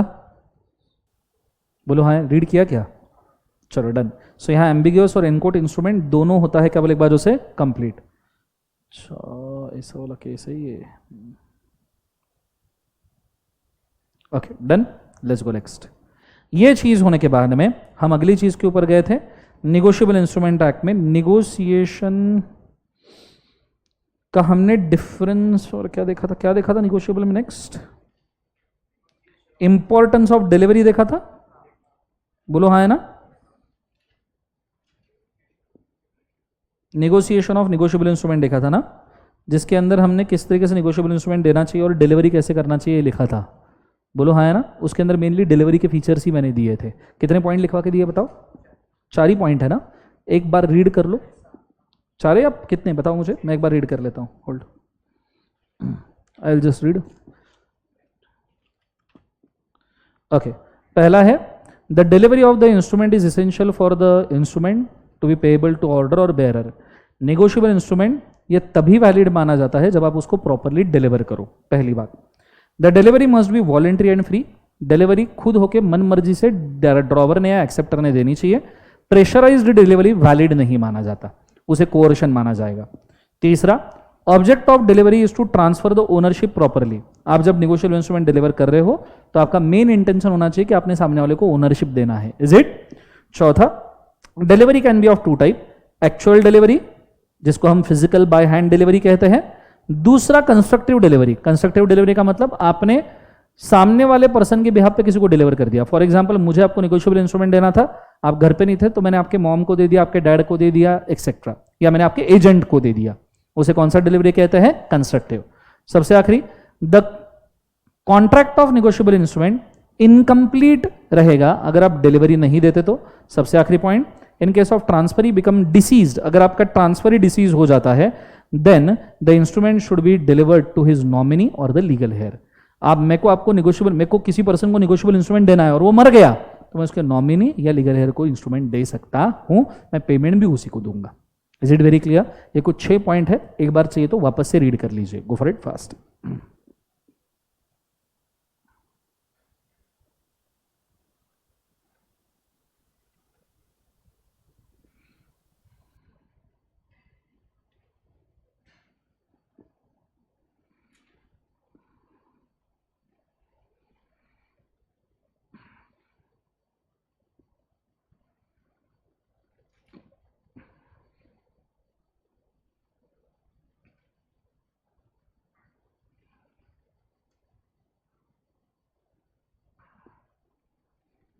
शरडन,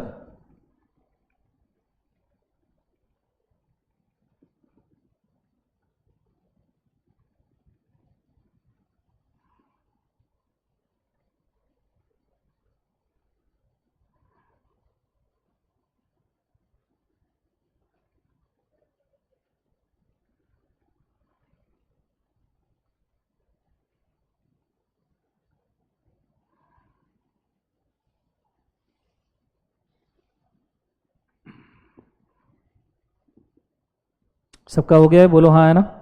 अब मैं जा रहा हूं चेक के ऊपर और हम बात कर रहे हैं important topic, that is cheque का डिसऑनर। इसको कंफर्म पूछा जा सकता है, स्टार मार्क करके रखना, ठीक है। अगर मैं बात करूं डिसऑनर ऑफ चेक की, तो चेक दो तरीके से डिसऑनर हो सकता है, दो कैटेगरीज में। आप बोर्ड के ऊपर ध्यान दीजिए, आपको समझ में आएगा। हालांकि चार्ट आपके पास थोड़ा अलग फॉर्म में ड्रॉ किया होगा या यही चार्ट होगा, ठीक है, फोकस कीजिए। एक तो by default of the account holder से डिसऑनर हो सकता है, या बाय बैंकर्स डिफॉल्ट डिसऑनर हो सकता है। बैंकर का डिफॉल्ट मतलब क्या, आपके अकाउंट में पैसा भी था, आपका साइन भी बराबर था, पर बैंक के एम्प्लॉय ने रॉन्ग पोस्टिंग कर दिया चेक का, भलते के अकाउंट पे लगा दिया, या आपका भलते का चेक आपके अकाउंट पे लगा दिया, या फिर क्लियरेंस प्रॉपरली नहीं किया चेक का, जो वर्कआउट नहीं हुआ। तो ऐसे सिचुएशन में लायबल रहेगी बैंक बेटा। आपको कंपनसेशन कौन देगी, बैंक, क्योंकि उसका गलती है। अगर चेक डिसऑनर हुआ है होल्डर के वजह से, तो होल्डर के वजह से तीन रीजन है। पहला, अकाउंट में पैसा ही नहीं है, अकाउंट में क्या नहीं है, पैसा, तो डिसऑनर तो होगा ना। दूसरा, ब्लॉक्ड अकाउंट है, मतलब अकाउंट में पैसा है पर वो अमाउंट ब्लॉक करके रखा है। जैसे आपके अकाउंट में 1 करोड़ है और आप चाहते हो फ्रॉड वॉर्ड में पैसा नहीं पड़ जाए, इसलिए आपने 70 लाख ब्लॉक करके रखा, तो ऐसे केस में फिर भी डिसऑनर हो जाएगा। तीसरा, आपका साइन मिसमैच है। देखो, ब्लॉक्ड अमाउंट है या साइन मिसमैच है, तो 30 दिन में आप ये डिफॉल्ट इमीडिएटली क्योर कर लोगे, बोलो हाँ है ना, तो टेंशन ही खत्म। अब ब्लॉक्ड अमाउंट है, आप थोड़ी ना चाहोगे पेनल्टी लग जाए, आप तो क्योर कर दोगे पेमेंट करके। या साइन मिसमैच है तो नया चेक दे दोगे साइन करके, बोलो हाँ है ना, पर फंड्स ही नहीं है, तो 30 दिन का नोटिस देना चाहिए उस बंदे को जिसका चेक बाउंस हुआ है। उसको बोलना चाहिए भाई पैसा दे दे। 30 डेज में आपने नोटिस देना है कि भाई 30 दिन, पहले तो नोटिस देना है कि उसने 30 दिन में आपको पैसा दे देना है। मैंने पहले चेक दिया, ठीक है, समझो बात को, मैं गया, मैंने पहले चेक लिया, चेक मैंने बैंक में डाला, डिसऑनर हो गया। अब मैंने उसको नोटिस दिया कि पैसा दे, उसने 30 डेज में पैसा दे देना चाहिए, दूसरे किसी भी तरीके से। हो सकता है नया चेक ही दे दे, कोई दिक्कत नहीं, ठीक है, दूसरे अकाउंट का। लेकिन अगर 30 दिन में उसने पैसा नहीं दिया, he did not pay within a period of how many days, 30 days, तो ऐसे सिचुएशन में उसको पेनल्टी लगेगा 2 multiplied by amount of the cheque, और जेल हो सकता है up to 2 years। Is it very clear guys? जोर से बोलो यस और नो। इस तरीके का चेक का डिसऑनर कंसिडर किया जाता है। मैं चाहूंगा किसको चाहिए तो इसका फोटो खींच के रखिए, गो फॉर इट फर्स्ट।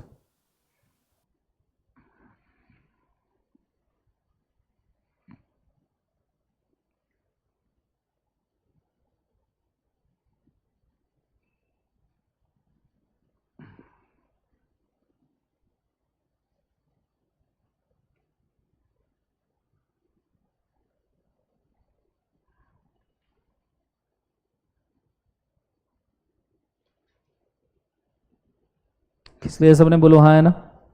और फिर डिसऑनर ऑफ चेक के मैंने आपको पॉइंट लिखवा के दिए होंगे, बोलो हाँ है ना, कि चेक डिसऑनर होने पे क्या क्या करना चाहिए। इज इट यस और नो? ओके, एक बार वो पॉइंट रीड करके, मैं रीड करता हूँ, मुझे बुक दीजिए, just I will read the same. Okay, मैं एक बार सबके लिए रीड कर रहा हूँ जो मैंने लिखवा के दिया है। Let's go. So dishonour of cheque में पहला, if the cheque is drawn by person on account of maintenance, sorry on account maintain with in a banker for the payment of a debt is return by banker due to following reason will be deemed to be dishonour. पहला, insufficiency of fund. दूसरा, amount of the check exceeds the actual amount authorized. In case of the dishonor, the aggrieved person can claim the following two consequences: imprisonment up to 2 years and fine which may extend to twice the amount of check. Is it very clear? नीचे, the above consequences will not be applicable if the check is presented after the validity period. For example, check 3 महीने के लिए valid होता है, बोलो हाँ है ना, उसके बाद आपने रखा तो पेमेंट नहीं होगा और वो डिसऑनर नहीं माना जाएगा, हाँ है ना। दूसरा, the notice for the demand has been given after the notice 30 days is given for the purpose of payment. Is it very clear? 30 दिन आपने पेमेंट के लिए दिया है। In case if drawer fails to make a payment within a period of 30 days, then in such a situation the person aggrieved party can sue him for the damages twice the amount और 2 साल तक की jail, बोलो हाँ है ना। In case of check is issued as a gift or donation or to discharge any moral obligation or illegal consideration, the consequence mentioned above can not be claimed. अगर आपने इलीगल चीज के लिए चेक दिया है या डोनेशन के लिए चेक दिया है, तो आपने डोनेशन के लिए चेक दिया, सामने वाले पार्टी ने तुम्हारे ऊपर ही केस कर दिया कि चेक बाउंस हो गया, डबल डोनेशन दो, अब वैलिड रहेगा क्या? बोले एक बार नहीं. When the check is dishonored, it shall be presented that the holder of the check has received the check as against the same dues as a liability is called, that is rebutable presumption, which means the holder is assumed to have the good and right to claim the amount against dues. मतलब check अगर bounce होने पे वही बंदा claim कर सकता है जिसके पास गुड फेथ है और उस जिसका चेक के ऊपर हक है, जो उस चेक का ओनर है, बदले में उसने कुछ कंसिडरेशन दिया है. Is it very, this is rebuttable presumption कहा जाता है, मतलब इसका ओनरशिप कोई और नहीं ले सकता. ठीक है. और फिर उसके बाद में आखिरी point, here the drawer can not put the defence that did not believed that cheque will get dishonour. यहां ड्रॉवर ये नहीं बोल सकता, चेक होल्डर, अकाउंट होल्डर ये नहीं बोल सकता अरे यार वेरी सॉरी मेरे को नहीं लगा था बाउंस हो जाएगा वगैरह करके. ठीक है. सिंपल सी बात है, बाउंस हुआ है, नोटिस दिया 30 दिन. देखो दो चीजें, पहले बाउंस होना चाहिए, दूसरा 30 दिन में पेमेंट का नोटिस देना चाहिए, फिर तीसरा कॉन्ट्रावेंशन कॉन्सिक्वेंस लगेगा. Is it very clear? मैं चाहूंगा 1 मिनट लीजिए, वापस से पूरा चेक का सिचुएशन पढ़ लीजिए, ये बहुत इंपॉर्टेंट है, एग्जाम में पूछा जा सकता है.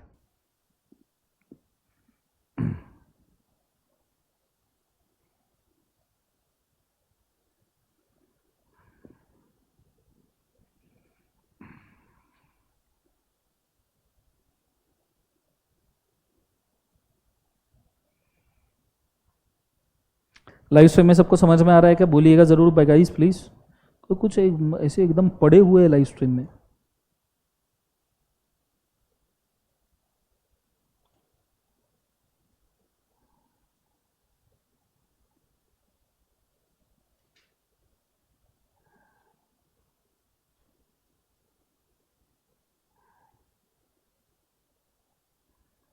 लाइव स्ट्रीम में समझ में आया? बोलिएगा प्लीज.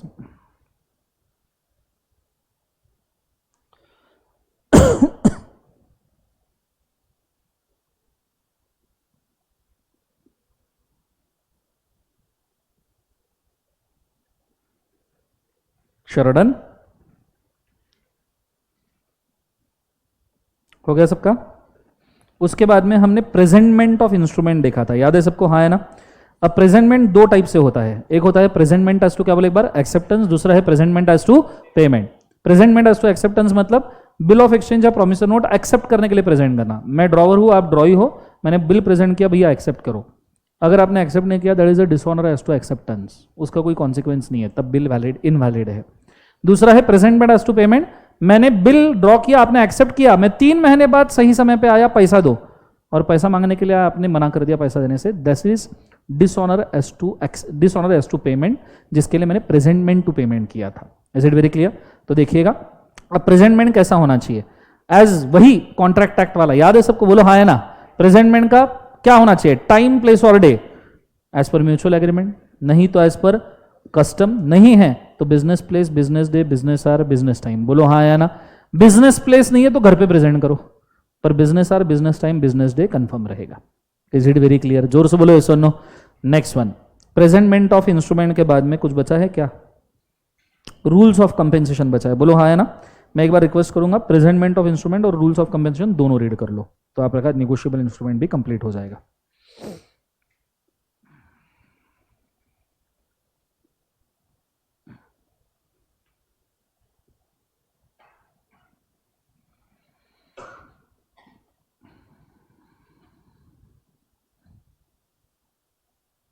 सेक्शन 8 और डोरमेंट कंपनी सेम नहीं होता बेटा, कौन सी दुनिया में हो. दोनों का अलग अलग लिखवा के दिया है, बाकायदा समझाया भी है रिवीजन लेक्चर में.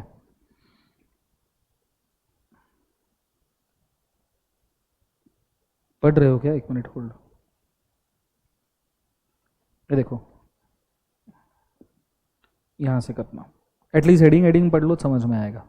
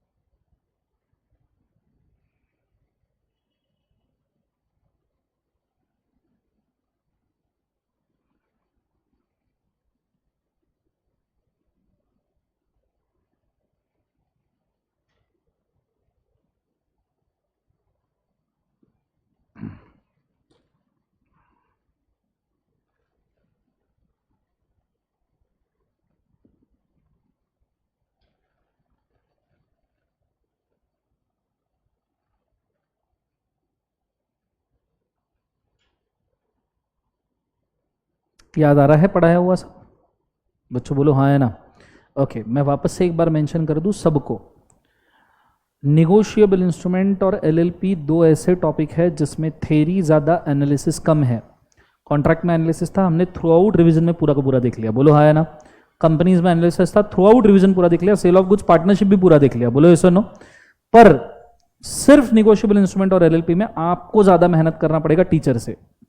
प्लीज डू अंडरस्टैंड, बिकॉज इसमें थेरी ज़्यादा है, एनालिटिकल कंटेंट कम है। एनालिटिकल कंटेंट पढ़ाना आसान होता है, ठीक है, बट थेरी सिर्फ रिवीजन लेक्चर में रीड करना is difficult. Is it very clear? मैं अभी थेरी के पॉइंट रीड भी कर लूंगा तो भी एज ए रिवीजन उसमें कुछ होगा क्या? Is it very clear? No? तो आपको इसके अंदर रीडिंग ज्यादा करना पड़ेगा। समझ में आ रहा है पक्का? हाँ है ना? बाकी सब टॉपिक अपन ने कवर कर लिए हैं, ठीक है। अब इसके बाद में रूल्स ऑफ कंपेंसेशन भी आपने देखा होगा निगोशिएबल इंस्ट्रूमेंट के अंदर, कि अगर आप पेमेंट में कभी भी डिले करते हो तो उस केस में कितना % इंटरेस्ट देना पड़ता है? बोले एक बार उसे 18%। हालांकि पार्टनरशिप एक्ट में भी सेम % ऑफ इंटरेस्ट आपका दिया गया है, बोलो हाँ या ना? ओके, सो इसी के साथ आपका निगोशिएबल इंस्ट्रूमेंट के सभी मेन कंटेंट आपके यहाँ पे होते हैं, क्या बोले एक बार उसे खत्म। यहां तक समझ में आया? ओके, इसी के साथ आपका नियरली सब चैप्टर का रिवीजन खत्म होता है। किसी का पार्टनरशिप, आईआरएफ और स्पेशल कॉन्ट्रैक्ट बाकी है तो मैं नीचे लिंक डालूंगा, उसके अंदर रिवाइज करना। दूसरी बात, कल से हम राइटिंग प्रैक्टिस लेंगे, पहले सेल ऑफ गुड्स एक्ट का लेंगे कल। रफली हम 5 से 6 question sale of goods act के कल कंप्लीट कर लेंगे। वो होने के बाद कौन सा टॉपिक अगर कोई बाकी होगा आंसर राइटिंग में जिसके ऊपर आपको कॉन्फिडेंस नहीं है उसका लेंगे। नियरली 2 सेशंस हम राइटिंग के ले लेंगे, फिर मैं आपको मेंशन कर दूंगा कि आपने किस प्रकार से एग्जाम वगैरह लिखना है, and then we will be closed. Is it very clear? Yes और नो? तो कल आपका नॉर्मल इसी समय पे 11:30 बजे राइटिंग का सेशन होगा। समझ में आ रहा है सबको? हाँ है ना? Writing, answer writing, sale of goods act, ठीक है। प्लेलिस्ट मैक्सिमम लोगों से शेयर कीजिएगा, मैक्सिमम लोग देखिएगा, जितना एडवांटेज हो उतना अच्छा है, ठीक है। चलो आज के लिए इतना काफी करते हैं। This all for today, have a nice day. Thank you बोलो, जोर से बोलो। चलो, good day, God bless you, ओम नमः शिवाय।